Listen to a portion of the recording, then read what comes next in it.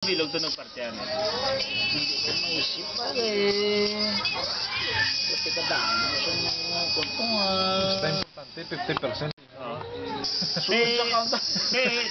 Mr. Fernandez, disin ogid man to mga upod mo. Isulat ko lang may pwede. Pwede mo lang malathala sa sa radyo lang din. I-record lang namon.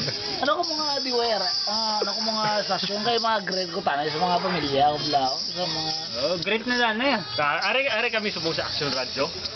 Are upod namon diri subong si Mr. Edson Fernandez. Lathala siya sa iyang na-experiencehan sa natabo sila sa Dingle sa Napocor Power Plant. mayang gabi, pwede ko mag-rate ang kuwan Kasamang mic. Yes.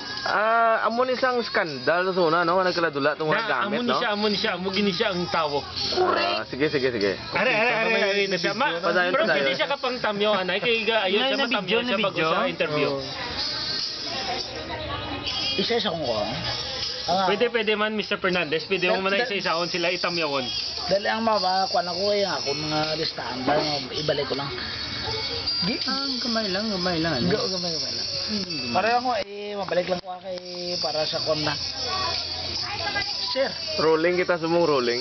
Rolling. Rolling hills. Sino to ay may mutamyawon, Mr. Fernandez? Ang mga pulpul sa kuna sa gira, Buhi pa to sila? nasa likod na sa